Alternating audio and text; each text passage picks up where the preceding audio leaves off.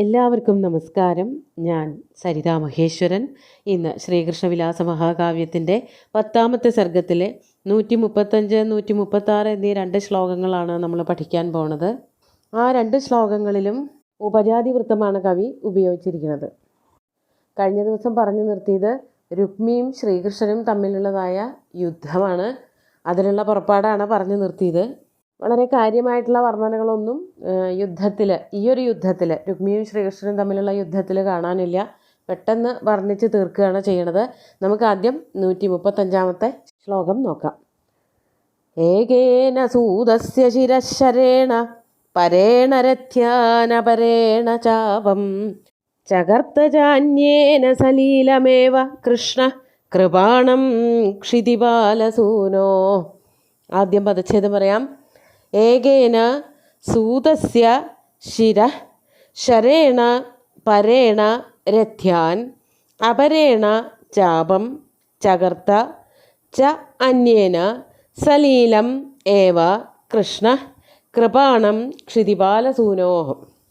വളരെ വ്യക്തമായിട്ട് മനസ്സിലാക്കാൻ പറ്റണ, വായിക്കുമ്പോൾ തന്നെ മനസ്സിലാവണ അർത്ഥമാണ്. വളരെ ലളിതമായിട്ടുള്ളൊരു ശ്ലോകമാണിത്. ഇവിടെ പറയാണ് കൃഷ്ണൻ എന്തൊക്കെയാണ് ചെയ്തത്. പെട്ടെന്നുള്ള ആക്രമണമായിരുന്നു. ആ ആക്രമണത്തിൽ പെട്ടെന്ന് രുക്മി തോറ്റുപോവുകയും ചെയ്തു. അതിനെ പറ്റിയിട്ടാണ് ഇവിടെ പറയണത്. കൃഷ്ണ ഏകേന ശരേണ ക്ഷിതിപാലസൂനോഹോ സൂതസ്യ ശിര. ഒറ്റ അസ്ത്രം കൊണ്ട് ശ്രീകൃഷ്ണൻ എന്ത് ചെയ്തു? ക്ഷിതിപാലസൂനോഹോ. ക്ഷിതിപാലസൂനു എന്ന് പറഞ്ഞാൽ ഭീഷ്മക മഹാരാജാവിൻ്റെ പുത്രൻ രുക്മിയുടെ ക്ഷിതിപാലസൂനോഹോ സൂതസ്യ. സൂതൻ എന്ന് പറഞ്ഞാൽ സാരഥിയുടെ ശിരസ്സർത്തു. അതാണല്ലോ ചകർത്താന്നാണ് അവസാനത്തെ ക്രിയ, അതാണ് വന്നിരിക്കുന്നത്. അത് അവസാനമാണ് യോജിപ്പിച്ചിരിക്കുന്നത്. അപ്പോൾ ഓരോ അസ്ത്രങ്ങളെ കൊണ്ട് ഓരോന്നാണ് നശിപ്പിച്ചത്, അവസാനിപ്പിച്ചത്. അതാണ് വർണ്ണിക്കുന്നത്. ഒരസ്ത്രം പ്രയോഗിച്ചപ്പോൾ എന്താണ് ആദ്യം സംഭവിച്ചത്? മഹാരാജാവിൻ്റെ മകൻ്റെ സൂതൻ്റെ തേരോടിച്ചിരുന്നതായ സാരഥിയുടെ കഴുത്ത് അറ്റുവീണു. അതാണ് ശിര. ഇനി മറ്റൊരു അസ്ത്രം പ്രയോഗിച്ചു, പരേണ. മറ്റൊരസ്ത്രം കൊണ്ട് രഥ്യാൻ, അവിടെ രഥത്തിൽ പൂട്ടിയിരുന്ന എല്ലാ കുതിരകളെയും ഒറ്റയടിക്ക് വീഴ്ത്തി. അതായത് 4 കുതിരകളോ 7 കുതിരകളോ ഒക്കെ ഉണ്ടാവും. 4 എണ്ണമാണ് മിക്കവാറും ഉണ്ടാവുക. 4 കുതിരകളെയും ആക്രമിക്കത്തക്ക വിധത്തിൽ ഒരസ്ത്രപ്രയോഗം ഉണ്ടായി. അല്ലെങ്കിൽ 4 എണ്ണം ഒരുമിച്ച് പ്രയോഗിച്ചിട്ടുണ്ടാവും. 4 കുതിരകളുടെ മേൽ കൊണ്ടു. 4 കുതിരകളും താഴെ വീണു, അത് മരിച്ചു വീണു. ഇനി അടുത്തത് അപരേണ ചാപം. അടുത്തൊരസ്ത്രപ്രയോഗം കൊണ്ട് രുക്മിയുടെ ചാപം ഒടിച്ചു, വില്ലൊടിച്ചു. അന്യേന, ഇനി മറ്റൊന്നുകൊണ്ടോ ഇനി മറ്റൊരസ്ത്രം കൂടി പ്രയോഗിച്ചു. ഇടതടവില്ലാതെ അസ്ത്രം പ്രയോഗിച്ചുകൊണ്ടിരിക്കുകയാണ്. ഇനി അവസാനത്തെ ഒരു അസ്ത്രം കൊണ്ട് എന്താണ് ചെയ്തതെന്നാണ് കവി പറയണത്. ക്ഷിതിപാലസൂനോഹോ കൃപാണം ചകർത്ത. ക്ഷിതിപാലസൂനോഹോ എന്ന് പറഞ്ഞാൽ അവിടേക്ക് അന്വയിക്കുകയാണ്. എല്ലാ ദിക്കിലേക്ക് ഈ ക്ഷിതിപാലസൂനു എന്നുള്ളത് ചേർത്ത് പറയണം. അതായത് രുക്മിയുടെ കൃപാണം എന്ന് പറഞ്ഞാൽ വാളാണ്. വാളും മുറിച്ചു കളഞ്ഞു. ഈ അസ്ത്രം അതിൻ്റെ നടുക്കാണ് ചെന്ന് കൊള്ളുന്നത്. അത് കഷ്ണമായിട്ട് തീരും. അപ്പോൾ വാളും കഷ്ണമായി, വില്ലും കഷ്ണമായി. അങ്ങനെ ആ 2 ആയുധങ്ങളും തകർത്തു. അപ്പോൾ കയ്യിലൊന്നും ഇല്ലാണ്ടേയി. അസ്ത്രവും അമ്പും വില്ലും അതുപോലെ തന്നെ വാളും ഒക്കെ ഉപയോഗിച്ചാണല്ലോ ആക്രമിക്കാനായിട്ട് തയ്യാറായി വന്നത്. രുക്മിയുടെ കയ്യിൽ ഒരായുധവും ഇല്ലാതെയായി. അതോടൊപ്പം തന്നെ രഥത്തിലെ കുതിരകളെയും കൊന്നു, സാരഥിയെയും വധിച്ചു. അപ്പോൾ ഒരായുധവും അതുപോലെ വാഹനവും ഒന്നുമില്ലാത്തൊരവസ്ഥയിലേക്ക് രുക്മി പെട്ടെന്ന് നിസ്സഹായനായിട്ടുള്ളൊരവസ്ഥയിലേക്ക് മാറിപ്പോയി. ആയുധവുമില്ല, രഥവുമില്ല, സാരഥിയില്ല, കുതിരയില്ല എന്ന് പറഞ്ഞാൽ പിന്നെ തോറ്റൂലോ. അതന്നെയാണല്ലോ അതിൻ്റെ അർത്ഥം. അങ്ങനെ വളരെ പെട്ടെന്നുള്ളൊരു ആക്രമണത്തിൽ കൂടെ രുക്മിയെ ഒന്നും ചെയ്തില്ല. ചുറ്റുപാടുമുള്ള എല്ലാ സാധനങ്ങളും ഇല്ലാതെയാക്കി. കയ്യിലുണ്ടായിരുന്ന ആയുധങ്ങൾ, വണ്ടി, കുതിരക്കാരൻ ആരും ഇല്ലാതെയായി. എന്നിട്ട് അടുത്തത് രുക്മിയെ പറ്റിയിട്ടാണ് അടുത്ത ശ്ലോകം കവി പറയണത്. 136ാമത്തെ ശ്ലോകം നോക്കൂ. നിരായുധം ഗാഠനിബദ്ധബാഹും തേജോവധാന്നമ്രമുഖം സലജ്ജം അഭ്യർത്ഥ്യമാനോ ബഹുധാ ബലേന മുമോചതം ഗാമിവശാർഗപാണി. ആദ്യം പദച്ഛേദം പറയാം. നിരായുധം ഗാഠനിബദ്ധബാഹും തേജോവധാത് നമ്രമുഖം സലജ്ജം അഭ്യർത്ഥ്യമാന ബഹുധാ ബലേന മുമോച തം ഗാം ഇവ ശാർഗപാണി. ആദ്യം പറഞ്ഞതിനുള്ള ഒരു മറുപടി തന്നെയാണ് കവി ഇവിടെ പറയണത്. ബലേന ബഹുധ അഭ്യർത്ഥ്യമാന. ബലേന ബലനാൽ, ബലരാമനാൽ. ബലരാമൻ കൂടെ ഉണ്ടല്ലോ, ശ്രീകൃഷ്ണൻ്റെ കൂടെ എപ്പോഴും ഉണ്ട്. തിരിച്ചു പോവാൻ നോക്കുമ്പോൾ യുദ്ധത്തിലേക്ക് പിന്തിരിപ്പിച്ചിട്ട് യുദ്ധം ചെയ്യിക്കുകയായിരുന്നല്ലോ രുക്മി ചെയ്തത്. അപ്പോഴും ബലരാമൻ കൂടെ ഉണ്ടായിരുന്നു. ആ ബലരാമനാൽ ബഹുധ പല പ്രകാരത്തിൽ അഭ്യർത്ഥ്യമാന അഭ്യർത്ഥിക്കപ്പെട്ടവനായ ശ്രീകൃഷ്ണൻ. അപ്പോൾ എന്താണ് ബലരാമൻ അഭ്യർത്ഥിച്ചിട്ടുണ്ടാവുക? അതാണ് അഭ്യർത്ഥ്യമാന ശാർഗപാണി. ശാർഗപാണി മഹാവിഷ്ണുവാണ്, ഇവിടെ ശ്രീകൃഷ്ണൻ. അങ്ങനെ അഭ്യർത്ഥിക്കപ്പെട്ട ആ ശ്രീകൃഷ്ണൻ നിരായുധം ഗാഠനിബദ്ധബാഹും തേജോവധാൻ നമ്രമുഖം സലജ്ജം തം. തം തം എന്ന് പറഞ്ഞാൽ രുക്മിണം. ആ രുക്മിയെ എങ്ങനെയായിരുന്നു? രുക്മിയുടെ വിശേഷണങ്ങളാണ് 3-4 വാക്കുകളെ കൊണ്ട് അവിടെ കൊടുത്തിരിക്കുന്നത്. നിരായുധം, കഴിഞ്ഞ ശ്ലോകത്തിൽ പറഞ്ഞുവല്ലോ, വാളും വെട്ടിക്കളഞ്ഞു, അമ്പും വില്ലും ഒക്കെ വെട്ടിക്കളഞ്ഞു എന്ന്. അപ്പോൾ ആയുധങ്ങളൊന്നുമില്ല. നിരായുധം.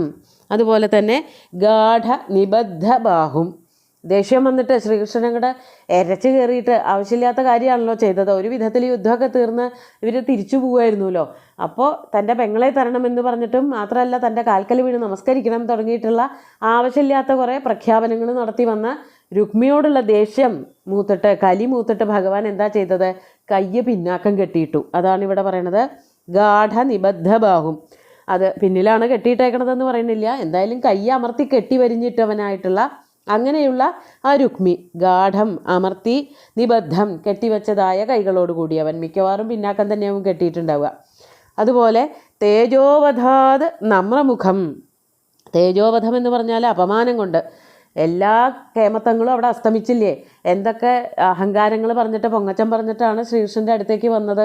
മറ്റുള്ളവരോട്, അച്ഛനോട്, അമ്മയോട്, ആ രാജ്യക്കാരോടൊക്കെ പലതും പറഞ്ഞിട്ട് സഹോദരിയെയും കൂട്ടിയിട്ടേ ഇനി ഇങ്ങോട്ട് തിരിച്ചു വരുള്ളൂ എന്നൊക്കെ പറഞ്ഞിട്ടാണ് അവിടെ നിന്ന് പോകുന്നത്. പക്ഷേ ഇവിടെ വന്നിട്ട് ശ്രീകൃഷ്ണനോടും ആവശ്യമില്ലാത്ത പൊങ്ങച്ച വർത്തമാനങ്ങളൊക്കെ പറഞ്ഞു. കാൽക്കൽ വീണോളൂ, നമസ്കരിച്ചോ, നീ പഴയ പോലെ പശുവിനെ നോക്കിക്കോ, അങ്ങനെയൊക്കെ പലതും പറഞ്ഞിട്ടാണ് ഇത്തരത്തിലുള്ളൊരു അപമാനം, തൻ്റെ അസ്ത്രങ്ങളും ആയുധങ്ങളും വണ്ടിയൊക്കെ പെട്ടെന്ന് ഒരൊറ്റ നിമിഷം കൊണ്ട് ഇല്ലാതെയായി പോയത്. അപ്പോൾ അതൊരു അപമാനഭാരം തന്നെയാണ്. അതുകൊണ്ടാണ് തേജോവധം.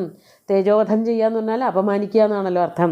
അപമാനിക്കപ്പെട്ടതിൻ്റെ ആ ഒരു ക്ഷീണം കാരണം മുഖം കുനിച്ചവനും തേജോവധാത് നമ്രമുഖം, മുഖം താഴ്ത്തിയവനുമായിട്ട്, അതുപോലെ തന്നെ അതുകൊണ്ട് തന്നെ ആ മുഖം താഴ്ത്തലിന് ഒരർത്ഥമേ ഉള്ളൂ, നാണക്കേട്.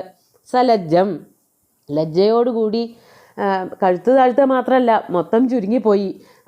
താൻ ആരാണെന്നുള്ളതിൻ്റെ അഹങ്കാരത്തോടു കൂടിയിട്ട് രാജകുമാരനാണെന്നൊക്കെ പറഞ്ഞ് വിരിഞ്ഞ് അഹങ്കാരത്തോടു കൂടി പൊങ്ങച്ചത്തോടു കൂടി വന്ന ആളാണ്.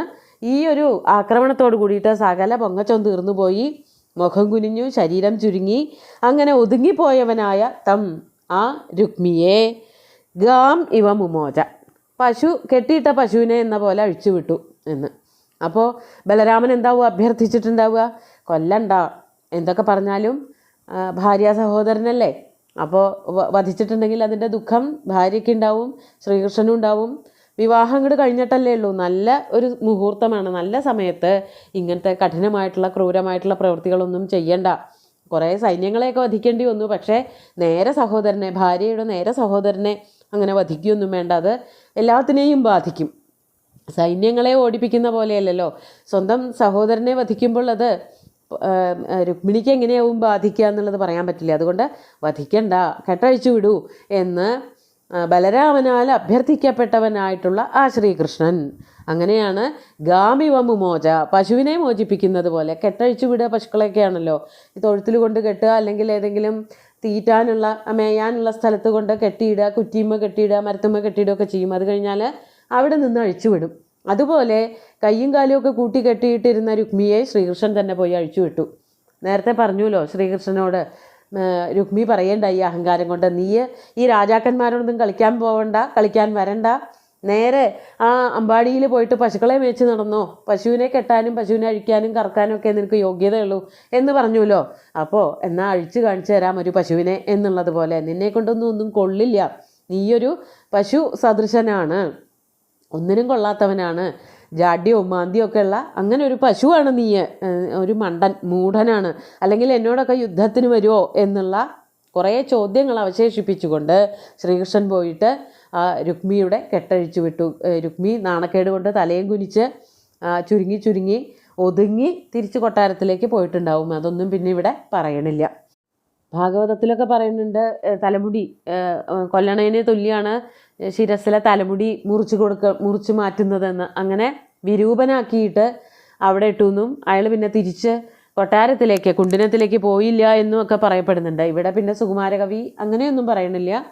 ഒന്ന് നാണം കെടുത്തി, എന്താണ് എന്നോട് കളിച്ചാൽ എന്താണെന്നുള്ളതൊന്ന് കാണിച്ചു കൊടുത്തു ശ്രീകൃഷ്ണൻ. എന്നിട്ട് കയറ് ഊരി വിട്ടു, കെട്ടിയിട്ടേക്കായിരുന്നല്ലോ, ഊരി വിട്ടു എന്നാണ് ഇവിടെ പറഞ്ഞിരിക്കുന്നത്. നമുക്ക് ശ്ലോകങ്ങൾ ഒന്നുകൂടി ചൊല്ലി നോക്കാം.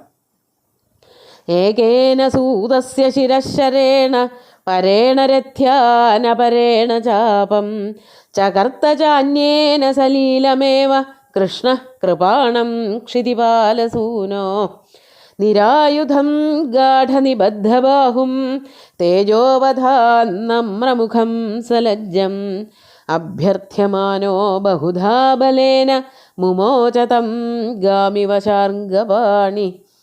135-ാമത്തെ ശ്ലോകത്തിൽ സലീലം എന്നുള്ളൊരു വാക്കുണ്ട്. വളരെ അനായാസമായിട്ടത് വ്യാഖ്യാനത്തിൽ പറയാൻ വിട്ടുപോയി. ആ വാക്കിനർത്ഥം ഭഗവാന്റെ ലീലയാണെല്ലാം എന്നാണ്. ഒന്നും ബുദ്ധിമുട്ടാതെ, യാതൊരു ബുദ്ധിമുട്ടും ഇല്ലാതെയാണ് ഭഗവാൻ ഓരോ കർമ്മങ്ങൾ ചെയ്യണത്. ഇവിടെ രുക്മിയെ നിരായുധനാക്കുന്നതും അതുപോലെ തന്നെയാണ്. അത് വളരെ ലളിതമായിട്ട് ചെയ്തു എന്നുള്ളത് എല്ലാത്തിൻ്റെയും കൂട്ടത്തിൽ പറയാം. അതായത് ഒറ്റ അസ്ത്രം കൊണ്ട് വളരെ വേഗത്തിൽ അനായാസം സലീലം എന്നവിടെ ചേർക്കാൻ പറ്റും. രഥമോടിക്കുന്ന സാരഥിയുടെ ശിരസ് അറുത്തു എന്നുള്ളത് അതവിടെ ചേർത്ത് പറയാൻ പറ്റും. അതുപോലെ രുക്മിയുടെ കയ്യിലുണ്ടായിരുന്നതായ ആയുധങ്ങൾ, അവിടെ ചാപവും അതുപോലെ കൃപാണവും തകർത്തു എന്നുള്ള ദിക്കിലൊക്കെ സലീലം ചേർക്കാം. അപ്പോൾ സലീലം എന്നുള്ളത് ഭഗവാന്റെ കർമ്മങ്ങളുടെ വിശേഷണമായിട്ടാണ്. അത് വ്യാഖ്യാന സമയത്ത് പറഞ്ഞില്ല എങ്കിലും ഭഗവാന്റെ പ്രവൃത്തികളൊക്കെ അനായാസമായിട്ടുള്ളതാണല്ലോ, അതുകൂടി കൂട്ടിച്ചേർത്തു പറഞ്ഞു എന്നേ ഉള്ളൂ. സുന്ദരമായിട്ടുള്ള 2 ശ്ലോകങ്ങളും ഭഗവാന്റെ കാൽക്കൽ അർപ്പിച്ചുകൊണ്ട് ഗുരുവായൂരപ്പനെ സാഷ്ടാംഗം നമസ്കരിച്ചുകൊണ്ട് എല്ലാവർക്കും ശുഭദിനം നേർന്ന് നിർത്തട്ടെ. നന്ദി.